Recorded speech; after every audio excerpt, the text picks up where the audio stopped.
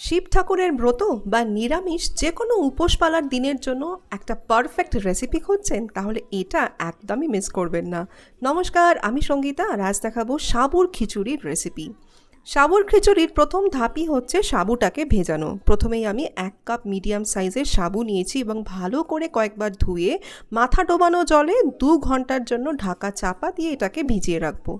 অপরদিকে যতটা সাবু তার হাফ মানে অর্ধেক কাপ মুগের ডাল গরম কড়াতে সমানে নেড়ে চেড়ে লালচে করে ভেজে ভালো করে ধুয়ে নিয়েছি। এরপর প্রেসার কুকারে এই মুগের ডাল পর্যাপ্ত জলে অল্প নুন, হলুদের গুঁড়ো, 1 চামচ ঘি দিয়ে ভালো করে মিশিয়ে লো টু মিডিয়াম আঁচে 3টে সিটি মেরে ডালটাকে সেদ্ধ করে নিয়েছি। এরপর কড়াতে সর্ষের তেল গরম করে প্রথমে ডুমো করে কেটে রাখা ফুলকপি দিয়েছি। এরপর একে একে কুমড়ো, আলু, গাজর সাথে অল্প একটু হলুদের গুঁড়ো দিয়ে সবজিগুলোকে ভেজে নিয়েছি। এখনই কিন্তু লবণ দিইনি, তাহলে সবজি থেকে জল ছাড়বে এবং সবজির ভাজার ভালো রঙটাও আসবে না।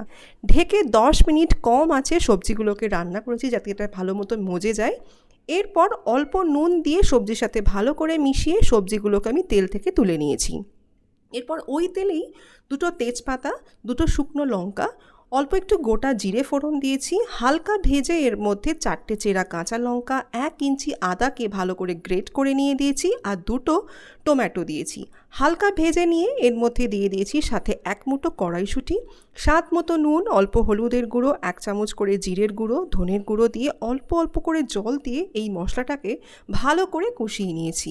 এরপর ঢেকে কম আঁচে 5 মিনিট এটাকে হতে দিয়েছি।